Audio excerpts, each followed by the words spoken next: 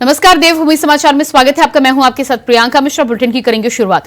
उत्तराखंड की समृद्ध सांस्कृतिक धरोहर और पारंपरिक कलाओं को न केवल एक नई पहचान मिल रही है, बल्कि भविष्य की पीढ़ियां भी इससे प्रेरित होकर जुड़ रही हैं। सोमवार का दिन उत्तराखंड वासियों के लिए गौरव का दिन रहा, जब अयोध्या में विराजमान भगवान श्री राम लला का दिव्य विग्रह देवभूमि विश्वविख्यात एपड़ कला से सुगंधित शुभ वस्त्रम में सुशोभित हुए। ये शुभ वस्त्रम न केवल उत्तराखंड की पारंपरिक कला और समर्पण का प्रतीक था, बल्कि इसने राज्य की सांस्कृतिक समृद्धि को राष्ट्रीय पटल पर एक नया गौरवशाली अध्याय दिया है। इन शुभ वस्त्रों को उत्तराखंड के कुशल शिल्पकारों ने मुख्यमंत्री पुष्कर सिंह धामी की प्रेरणा से तैयार किया और स्वयं मुख्यमंत्री ने इसे अयोध्या पहुंचाकर श्री राम मंदिर में भेंट किया। ये शुभ वस्त्रम में न केवल प्रदेश की एपड़ कला नजर आती है, बल्कि इसमें निहित भक्ति और श्रम साधकों की अद्वितीय शिल्पकला का अद्भुत समन्वय भी है, जिसने उत्तराखंड की सांस्कृतिक छवि को और अधिक प्रखर बना दिया है। प्रदेश की संस्कृति और कला को नई पहचान मिली है।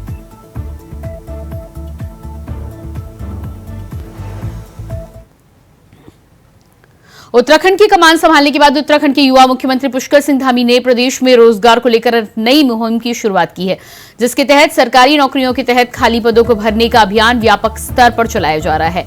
खुद मुख्यमंत्री पुष्कर सिंह धामी का कहना है कि उनके 3 साल के कार्यकाल में अब तक 17,000 नौकरियां दी जा चुकी हैं। जो भी पद प्रदेश में विभागों में खाली हैं, उन्हें भरे जाने की प्रक्रिया चल रही है। वहीं उत्तराखंड अधीनस्थ सेवा चयन आयोग के द्वारा 4,900 पदों पर भर्ती प्रक्रिया की जा रही है, जिसमें पुलिस आरक्षी के 2,000 पद शामिल हैं। तो वहीं वन आरक्षी के भी 600 पदों पर भर्ती प्रक्रिया होनी है। उत्तराखंड की सरकारी विभागों में नौकरी पाने वाले युवाओं को भी लगता है कि नकल विरोधी कानून आने से पारदर्शी तरीके से भर्ती परीक्षाएं हो रही हैं, जिसके लिए युवा मुख्यमंत्री का आभार व्यक्त कर रहे हैं। जो हम लोगों ने अपने वार्षिक कैलेंडर जारी किया, उसमें 4900 करीब पद है, जिसमें व्यक्तिगत सहायक का में विज्ञप्ति निकल चुकी है। संस्कृत विभाग के टीचर का निकल चुका है। आज कर्मशाला सहायकों का रिजल्ट आज हम लोग उनका निकाल रहे हैं। विज्ञप्ति ये तो हो गई आपकी, जिनको निकलनी है। इसके अलावा जो बाकी कैलेंडर में है, उनका समय के हिसाब से उनका हम लोग हमने बना लिया, रोड मैप बना लिया है। एग्जाम के डेट के हिसाब से 3 महीने पहले के आसपास हम सबका विज्ञप्ति निकालेंगे और सितंबर 2025 तक कोशिश करेंगे सब निपट जाएंगे हमारे। इसमें बड़ी भर्ती में पुलिस है, फॉरेस्ट है, सिंचाई है, तो सभी को हम समयबद्ध से जो हम लोगों ने कैलेंडर जारी किया, उस डेट को स्ट्रिक्टली हम फॉलो करेंगे। उसी डेट को हम एग्जाम करने की करेंगे, कोशिश नहीं करेंगे हम, ताकि बच्चों की क्लियर रहेगी मेरा एग्जाम इस डेट को होना, तैयारी करें। दूसरा फेज हमारे पास है, जिनके एग्जाम हम लोगों ने किए, जिसमें LT है और स्केलर है। हम लोग अगले कोशिश हमारी ये है कि अगले 1 महीने में हम फाइनल कर लें इसको। इनके नमस्कार, मेरा नाम दीप्ति कैड़ा है और उत्तराखंड PCS के एग्जामिनेशन में मेरा सिलेक्शन DSP के पद पर हुआ है। मैं मूलतः देहरादून उत्तराखंड की ही निवासी हूँ। मैंने यहीं से अपनी 10th और 12th करने के बाद BTech की छात्रा हूँ मैं। इस मौके पर मैं CM सर और उनकी पूरी टीम को कॉन्ग्रेचुलेट करना चाहती हूँ, जिन्होंने स्ट्रॉन्ग एंटी चीटिंग मेजर्स लेके आए, जिसके कारण प्रोसेस काफ़ी फ्लुएंट हो पाया है और सिस्टम में अकाउंटेबिलिटी बढ़ी है। चीटिंग जैसे इंसिडेंसेस काफ़ी अनफॉर्चुनेट होते हैं और एक एस्पिरेंट की लाइफ के लिए डीमोरलाइजिंग फैक्टर की तरह काम करते हैं। इसीलिए जो मेजर्स लिए जा रहे हैं वह काफ़ी सराहनीय है। मैं फिर से पूरी टीम को और ऑनरेबल CM सर को कॉन्ग्रेचुलेट करती हूँ। नमस्कार, मेरा नाम आयुषी जोशी है। उत्तराखंड अपर PCS 2021 की परीक्षा में मेरा चयन वित्त अधिकारी के पद पर हुआ है। वर्तमान में मैं जनपद अल्मोड़ा में नायब तहसीलदार के पद पर कार्यरत हूँ।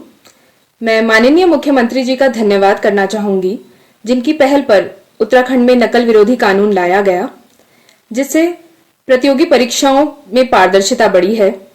इससे न सिर्फ अभ्यर्थियों में चयन प्रक्रिया के प्रति विश्वास बढ़ा है, बल्कि आगे भी मेहनत करते रहने के लिए मनोबल में भी वृद्धि हुई है।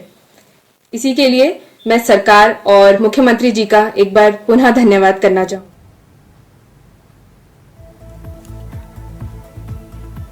और इसी खबर पर हमारे साथ देहरादून से संवाददाता धनराज गर्ग जुड़ चुके हैं। जी धनराज, जिस तरह से भारी पदों पर भर्ती की गई है और सभी परीक्षार्थी जिनका चयन हुआ है वो तमाम मुख्यमंत्री को आभार व्यक्त कर रहे हैं, अन्य पदों पर भी भर्तियां निकाली गई हैं। ये जो प्रक्रिया राज्य सरकार में मुख्यमंत्री के नेतृत्व में चल रही है, इससे युवा कितने खुश हैं और कितने लोगों को इसके तहत नौकरी अभी दी जानी है राज्य सरकार के द्वारा? बिल्कुल प्रियंका, देखिए जिस तरीके से लगातार मुख्यमंत्री पुष्कर सिंह धामी रोजगार देने का काम उत्तराखंड के अंदर कर रहे हैं, क्योंकि बेरोजगारों को लगातार रोजगार मिलता है तो कहीं ना कहीं उनकी चेहरे पर खुशी देखने को मिलती है। और आप देखिएगा कि जब मुख्यमंत्री पुष्कर सिंह धामी ने शपथ ग्रहण की थी तो उस दौरान भी उन्होंने कहा था कि वो सबसे ज्यादा जो काम करेंगे उनकी प्राथमिकता में जो रहेगा वो बेरोजगारों को रोजगार देना और युवाओं को रोजगार देने का काम उसका सबसे पहले रहेगा।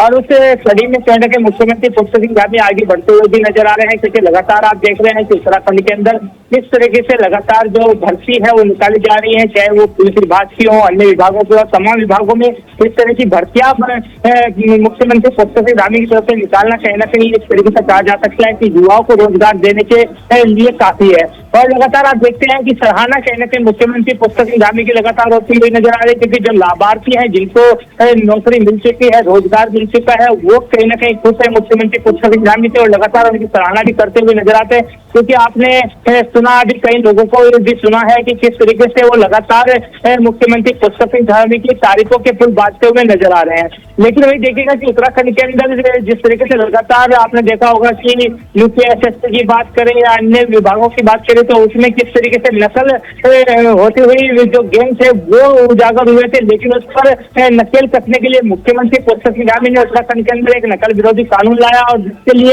जिसके कारण कहीं ना कहीं बेरोजगारों को रोजगार मिल रहा है। यानी कि जो पेपर हो रहे हैं वो ना तो लीक होते हैं ना उनमें नकल होती है, क्योंकि जो नकल विरोधी कानून लाया गया है उसमें सख्त प्रावधान रखे गए हैं। उसके चलते कहीं ना कहीं एक डर उन लोगों के अंदर जरूर पहुंचा है जो कि इसके माफिया थे, यानी कि नकल कराते थे या फिर पेपर लीक करने के मामले आते थे, उन पर कहीं ना कहीं रोक लगती हुई नजर आई।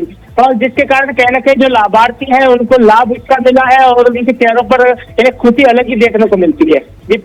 जी बिल्कुल, तो खुशी देखने को मिलती है। जिस तरह से राज्य सरकार के द्वारा 4,900 नौकरियां भी निकाली गई है, मुख्यमंत्री ने यह भी वादा किया है कि अन्य खाली पदों पर भी भर्तियां की जाएंगी। पलायन को लेकर और नौकरियां रोजगार उत्तराखंड में एक बड़ी समस्या थी, जिसको लेकर मुख्यमंत्री पुष्कर सिंह धामी काम करते हुए नजर आ रहे हैं। अब क्योंकि इतने पदों पर भर्ती की बात की जा रही है, अन्य भर्तियां निकाली जा रही हैं, तो इससे युवाओं को कितनी राहत है उत्तराखंड में? बिल्कुल प्रियंका, देखिए आपने सही कहा है कि जिस तरीके से युवाओं को नौकरियां उत्तराखंड के अंदर दी जा रही है उससे कहना कहीं राहत युवाओं को जरूर मिलती हुई नजर आ रही है, क्योंकि पलायन एक सबसे बड़ा मुद्दा उत्तराखंड का था कि लगातार पहाड़ों से कहना कहीं युवा पलायन करते थे और अन्य राज्यों में जाकर, अन्य देशों में जाकर नौकरी करते थे।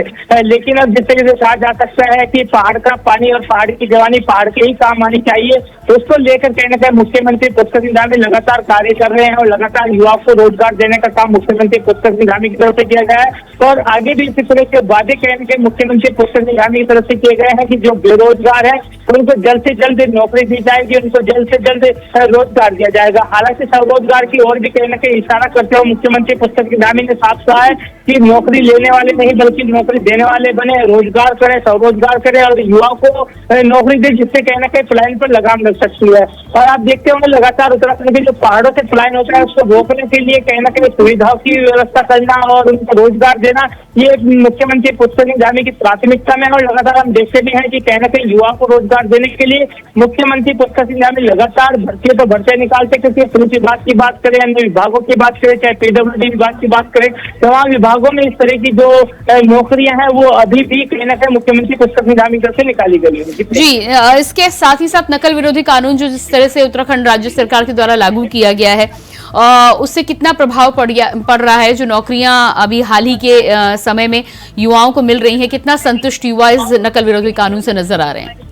बिल्कुल प्रियंका, देखिए जिस तरीके से मुख्यमंत्री पुष्कर सिंह धामी ने जो कानून लाए हैं नकल विरोधी कानून, उसमें सख्त प्रावधान रखे गए हैं और उससे कहने से युवाओं को फायदा हुआ है, क्योंकि युवा पहाड़ों से दूर दूर से देहरादून आकर पेपर देते थे, लेकिन जब तक वो घर पहुंचे थे तो उनको कहने की सूचना मिलती थी कि पेपर लीक हो गया है या फिर नकल की गई है और उसके कारण पेपर रद्द कर दिया गया। लेकिन अब ऐसा नहीं होता है, क्योंकि मुख्यमंत्री पुष्कर सिंह धामी की तरफ से जो नकल विरोधी कानून लाया गया है उसमें सख्त प्रावधान रखे गए हैं और जिसके कारण कहने के जो माफिया थे नकल कराने वाले माफिया थे उनको कहने के नकल कसती हुई नजर आई, उससे कहने के लाभ युवाओं को मिला है, क्योंकि अब जो पेपर युवा देते हैं तो उनको एहसास होती है कि उनको नौकरी मिल पाएगी, क्योंकि वो पेपर देकर गए हैं, मेहनत उन्होंने की है और कहने के उनकी जो मेहनत है वो रंग दिलाती है। और ये कारण सिर्फ यही है कि जो नकल विरोधी कानून उत्तराखंड के अंदर लाया गया है उसके कारण कहने के नकल पर अब नकेल कसती हुई नजर आ रही है। जी बिल्कुल, धनराज आप बने रहिएगा हमारे साथ। और इसके बाद बात करेंगे अगली खबर की। उत्तराखंड में भूस्खलन की घटनाएं रुकने का नाम नहीं ले रही। ताजा मामला चमोली जिले से सामने आया है, जहां चटक धूप के दौरान मलारी नेशनल हाईवे के ऊपर का पहाड़ अचानक टूटकर गिर गया। चमोली जिले से चट्टान टूटने का वीडियो सामने आया है। चट्टान चीन सीमा को जोड़ने वाली मलारी हाईवे पर लाता के आगे टूटी है, जहां देखते ही देखते पहाड़ी से चट्टान का बड़ा हिस्सा भरभराकर हाईवे पर आ गिरा, जिससे हाईवे का रास्ता बंद हो गया, यातायात बाधित हो गया। आपको बता दें कि मलारी राष्ट्रीय राजमार्ग भारत चीन सीमा को जोड़ता है। नेशनल हाईवे पर लाता से लगभग 20 किलोमीटर आगे पहाड़ का आधा हिस्सा टूटकर गिरा है। गनीमत रही कि कोई बड़ा हादसा नहीं हुआ। वहीं बीआरओ के द्वारा हाईवे से मलबा हटाने का काम शुरू किया जा चुका है। बार की तमाम घटनाएं जो देश दुनिया में हो रही हैं, ये मात्र किसी स्थान विशेष पर केंद्रित नहीं है। यह बात तो सबको विदित है कि इस बार की गर्मी जो प्रचंड रूप जिसने धारण किया था, दुनिया भर में 86% लोग इससे सीधे प्रभावित हुए थे। अब स्वतः है कि जब इतनी प्रचंड गर्मी पड़ती हो और उसके बाद जिस तरह से बारिश का रुख रहा है, तो मिट्टी सूखती भी है, उसके अंदर की नमी खत्म हो जाती है और उसके बाद इस तरह की बारिश स्वतः है, स्वाभाविक है कि कहीं ना कहीं इसके असर पड़ेंगे और वो लैंडस्लाइड्स और लैंडस्लिप्स के रूप में ही होते हैं। और हमारे साथ संवाददाता देहरादून से धनराज गर्ग लगातार बने हुए। धनराज, जिस तरह से लैंडस्लाइड का ये मामला सामने आया है और भारत चीन हाईवे पर ये बड़ा पत्थर आके गिरा है, इसको लेकर पर्यावरणविद का कहना है कि इस तरह की घटनाएं ग्लोबल वार्मिंग और जिस तरह का वातावरण है उसकी वजह से आम घटना है। लेकिन इस स्थिति की बात की जाए तो इस समय किस तरह की स्थिति है, किस तरह से बीआरओ के द्वारा काम किया जा रहा है? बिल्कुल देखिए प्रियंका, जिस तरीके से देखा जाए उत्तराखंड के जो पहाड़ है वो कहीं ना कहीं दरसते हुए एक बार फिर नजर आ रहे हैं, क्योंकि आपने देखा कि किस तरीके से चमोली के अंदर जो नेपाल यूपी बॉर्डर है उसके पास में किस तरीके से जो लैंडस्लाइड है वो हुआ है और उससे कहीं ना कहीं जो रास्ता है वो बाधित हो गया है। दोनों ओर गाड़ियों की लंबी लंबी कतारें लगी हुई है। लेकिन वही देखिएगा कि कहीं ना कहीं पिछले 2 दिन से लगातार उत्तराखंड के तमाम क्षेत्रों में धूप खिली हुई है और ये धूप का ही कारण है, क्योंकि आपने पर्यावरणविद को भी सुना, उन्होंने किस तरीके से बताया है कि जो मामले इस तरह के लैंडस्लाइड के सामने आते हैं और बारिश के बाद जब धूप निकलती है तो कहीं ना कहीं जो उनकी नमी होती है वो चली जाती है और उसके कारण ही इस तरह के मामले निकल कर सामने आते हैं। हालांकि प्रशासन इस ओर पूरा ध्यान जरूर रखता है, लेकिन जिस तरह का लैंडस्लाइड हुआ है गनीमत रही है कि इसमें किसी की जान नहीं गई है और किसी को कोई नुकसान नहीं पहुंचा है। लेकिन उसके बावजूद भी कहीं ना कहीं प्रशासन की जो टीमें हैं वहां पर मौजूद है और तमाम रास्ता खोलने का कार्य लगातार प्रशासन की तरफ से किया जा रहा है। जो बीआरओ की टीम है वो भी वहां पर मौजूद है और बीआरओ की टीम की तरफ से भी कहीं ना कहीं जो रास्ता है उसको जल्दी खोलने का आश्वासन जनता को दिया जा रहा है, क्योंकि जो दोनों और लोग फंसे हुए हैं उनको भी निकालना जरूरी है और जल्द ही माना जा रहा है कि आज शाम तक इस रास्ते को साफ कर दिया जाएगा और जो वहां पर लोग फंसे हैं उनको आगे के लिए रवाना कर दिया जाएगा।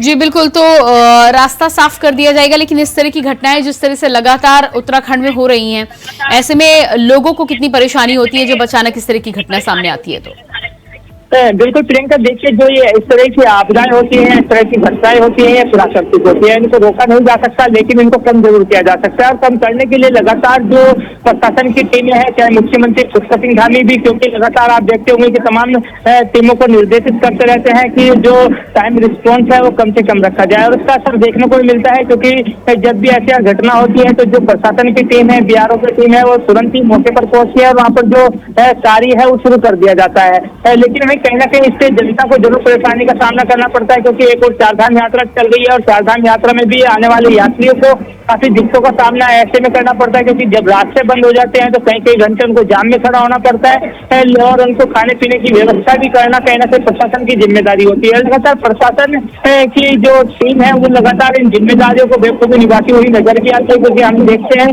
कि जब भी इस तरह का रास्ता बंद हो जाए तो वहाँ पर खाने पीने की सामग्री हो या फिर उनके रहने की व्यवस्था का इंतजाम हो, तमाम व्यवस्था करने के लिए प्रशासन कहीं ना कहीं वहाँ पर मुस्तैद रहता है, क्योंकि मुख्यमंत्री पुष्कर सिंह धामी के जो निर्देश होते हैं उनके अनुसार ही प्रशासन की जो टीमें हैं लगातार कार्य करती हैं और उसका असर देखने को मिलता है। तो इससे कहीं ना कहीं कहा जा सकता है कि परेशानियां जरूर होती हैं, लेकिन उनको झेलने के लिए कहीं ना कहीं प्रशासन की टीम को भी जो कहा जाए कि एक चुनौती प्रशासन की टीम के सामने होती है, उस चुनौती से वो बेखूबी निपटते हुए कहीं ना कहीं जो जनता है उनका जो दुख दर्द है उसको कम करने की कोशिश जरूर प्रशासन की टीम द्वारा किया जाता है।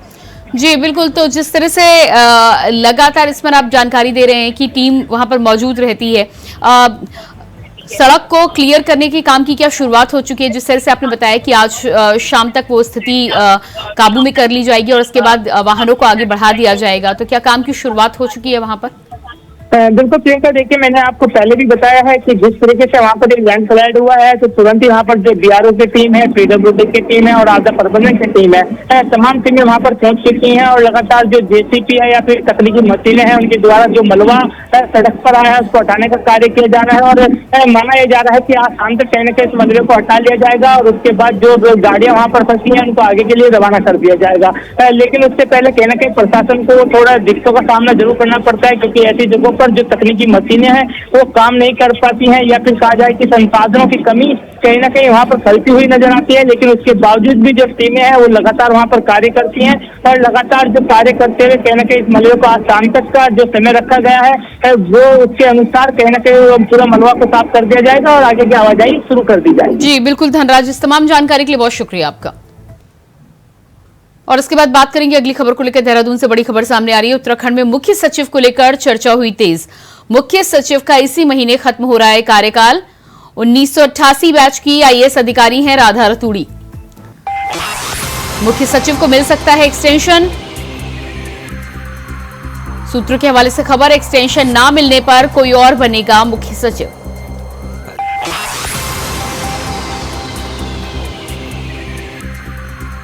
उन्नीस बैच की आईएएस अधिकारी हैं राधा रतूड़ी। मुख्य सचिव को मिल सकता है एक्सटेंशन। सूत्रों के हवाले से खबर, 1992 बैच के आईएएस अधिकारी हैं आनंद वर्धन। राधा रतूड़ी के बाद नए मुख्य सचिव हो सकते हैं आनंद वर्धन।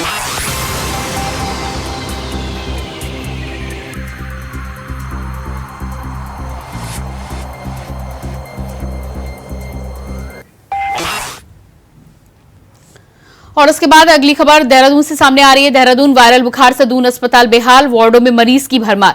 दून में वायरल का वार, ओपीडी में भी मरीजों की उमड़ी भारी भीड़। मरीजों के लिए टोकन व्यवस्था की गई लागू, तो वहीं नदारद रहने पर वरिष्ठ डॉक्टर से नोटिस देकर मांगा गया जवाब। बढ़ते तापमान में 15 दिनों में बढ़ाई समस्या, ओपीडी से नदारद, डॉक्टरों पर हो रही है सख्ती। वहीं बच्चों पर भी आफत, पीकू वार्ड में नहीं है जगह।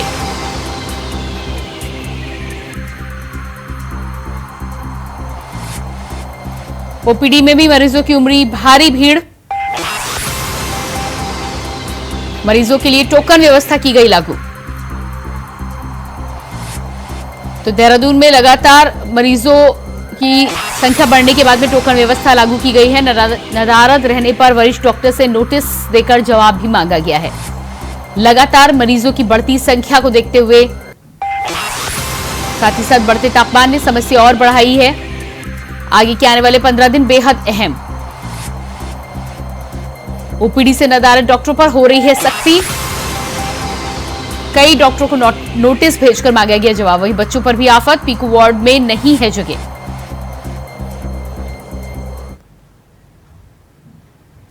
और उसके बाद बात करेंगे अगली खबर को लेकर। खबर कोटद्वार से है, जहां डेंगू के केस लगातार बढ़ रहे हैं। स्वास्थ्य विभाग की रिपोर्ट के मुताबिक अब तक जिले में 68 डेंगू के केस सामने आ चुके हैं। कोटद्वार में डेंगू के सबसे अधिक 42 केस सामने आए हैं। इसी तरह यमकेश्वर में 18, श्रीनगर में 4, रिकड़ीखाल में 2 और पौड़ी और पाबो में 1-1 केस सामने आए हैं। स्वास्थ्य विभाग के द्वारा सोर्स डिडक्शन की कार्यवाही में 1,91,755 घरों में से 9,558 घरों में डेंगू का लार्वा मिला है, जबकि 10 लाख कंटेनर में से 17,280 कंटेनर में भी लार्वा पाया गया है, जिस पर स्वास्थ्य विभाग ने 66 लोगों के चालान भी किए हैं। तरह से बरसात के बाद हम देख रहे हैं कि बहुत सारी बीमारियां पनप जाती हैं। डेंगू, मलेरिया व अन्य कई तरह की बीमारियां होती हैं जो बरसात के बाद शुरू हो जाती हैं। ऐसे में अस्पताल की सबसे बड़ी जिम्मेदारी बन जाती है कि वो इन बीमारियों पर किस तरह से अपने काबू में ला सके और जो मरीज यहाँ पर आते हैं उन पर किस तरह से उनको ध्यान दिया जा सके, उनको ठीक करके उनके घर तक भेजा जा सके। साथ ही प्रशासन की भी जिम्मेदारी बनती है। इसीलिए इस बार जो डेंगू से निपटने के लिए लगातार कोशिश की गई थी प्रशासन की भी और हॉस्पिटल की भी। तो आज हमारे साथ में कोटद्वार बेस अस्पताल के सीएमएस डॉक्टर भारद्वाज जी जुड़े हुए हैं। उनसे ही पूछते हैं कि किस तरह से आप लोग डेंगू पर काम कर रहे हैं और कितने इस टाइम मौजूदा मरीज यहाँ पर हैं। Thank you very much. जहाँ तक आपने जो सवाल किया, डेंगू, अन्य बीमारियाँ, मलेरिया, ये सारी बीमारियाँ फैलती हैं और ये रूटीन में हर वर्ष फैलती हैं। किसी वर्ष ज़्यादा होता है प्रकोप, किसी वर्ष कम होता है। प्रभु की कृपा से इस वर्ष इसका प्रकोप इतना नहीं है। समस्त आंकड़ों को देखते हुए इस समय व्यवस्था कंट्रोल में है और पूरा प्रशासन और तंत्र, स्वास्थ्य विभाग अलर्ट मोड पर है। हमारे जिलाधिकारी मदद शुरू से इस बात पर जोर दे रहे हैं कि किसी प्रकार की कोई नुकसान मरीजों का नहीं होना चाहिए। हम लोग भी इस बात पर लगे हुए हैं किसी प्रकार का कोई मरीज को नुकसान ना हो। तो हम लोग पूर्ववत की भांति और थोड़े अपने अलर्ट मोड पर आकर हमने मरीजों के लिए पूरा पैनल बना रखा है कि किस तरीके से मरीजों को टैकल किया जाएगा, कैसे हैंडल किया जाएगा, किन क्रिटिकल कंडीशंस में हम पेशेंट को रेफर करेंगे। तो इस प्रकार से लगातार हम चलते हुए अभी स्थिति नियंत्रण में है, कंट्रोल में है। टोटल 45 पेशेंट हमारे यहाँ डेंगू के पॉजिटिव है, जिसमें से करीब करीब 30-32 पेशेंट ठीक होकर जा चुके हैं और कुछ पेशेंट रेफर किए गए हैं बहुत आवश्यक कारणों की वजह से। और जो 4 पेशेंट है वो वर्तमान में एडमिट है, वो भी ठीक है। एक आध दिन में उनको भी डिस्चार्ज कर दिया जाएगा।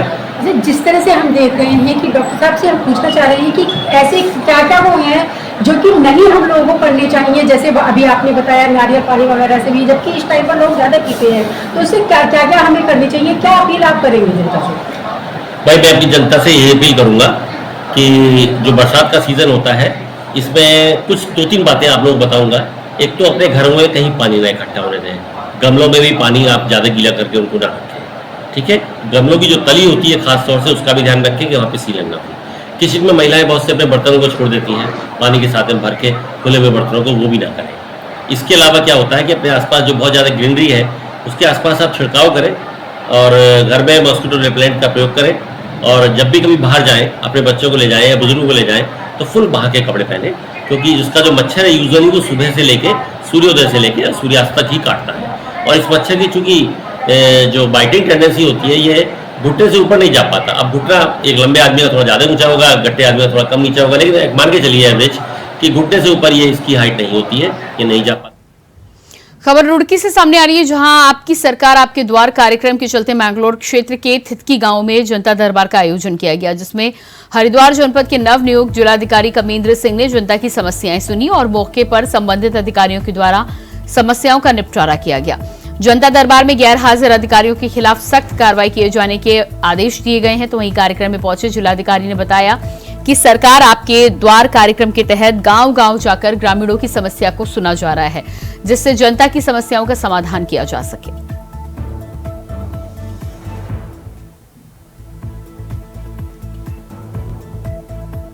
हमारा कार्यक्रम बहुत अच्छा हुआ है, सब लोगों ने बहुत सहयोग किया है। हमारे यहाँ डीएम साहब और जॉइंट मजिस्ट्रेट साहब और जो सीओ साहब, बहुत अधिकारी आए हैं। लोगों ने अपनी समस्याएं बताई हैं, सबकी समस्याएं सुनी गई हैं और समाधान का वादा किया गया है। बहुत अच्छा प्रोग्राम हुआ है। सबसे बड़ी समस्या तो गांव की तालाब की है। कभी हमारे गांव में बीच में एक तालाब हुआ करता था जो तकबंदी अभिलेख में फिलहाल मौजूद नहीं है। वो तालाब लोगों के द्वारा बंद कर दिया गया है, पानी की निकासी नहीं हो पाती। सबसे बड़ी समस्या तो हमारी यही रही। फिर दूसरी समस्या हमारी है, किसानों के खेतों में जो पाइपलाइन डाली जाती थी पहले, वो बंद कर दी है सरकार ने। हमारी रिक्वेस्ट है वो पाइपलाइन की योजना फिर से शुरू की जाए। ये 2 मेन समस्या थी। बाकी समस्या राशन कार्ड की थी, उसके लिए तो केंद्र सरकार ने कैपिंग लगा रखी है। जब तक कैपिंग नहीं हटेगी राशन कार्ड की समस्या का समाधान। मुझे बहुत अच्छा लगा है, बहुत खुशी हुई है। मैं चाहता हूँ हर महीने ऐसा ही दरबार हमारे गांव में और गांव में भी लगता है। सीएम साहब बहुत अच्छे हैं, मुझे बहुत अच्छे लगे। अपनी सरकार जनता के द्वार कार्यक्रम के अंतर्गत आज पूरा जिला प्रशासन यहाँ पे इस गांव में आया हुआ है, थितकी गांव में, और यहाँ पे जनता की समस्याओं को सुना गया। विभिन्न प्रकार की समस्याएं हैं, कुछ अतिक्रमण की समस्याएं हैं, कुछ सड़क की समस्या है, और कुछ लोगों ने बताया है कि उनको जोहड़ जो है वो खोदने की आवश्यकता है, खुदा नहीं हुआ है। बरात घर की आवश्यकता लोगों ने बताई है। तो कई प्रकार की समस्याएं बताई हैं। जल निगम ने पाइपलाइनें बिछाई हैं, उन्होंने भरा नहीं है उसको जो है। तो सब समस्याओं को सुना गया, संबंधित अधिकारियों को निर्देश दिए गए हैं और समय से इनका समाधान किया जाएगा।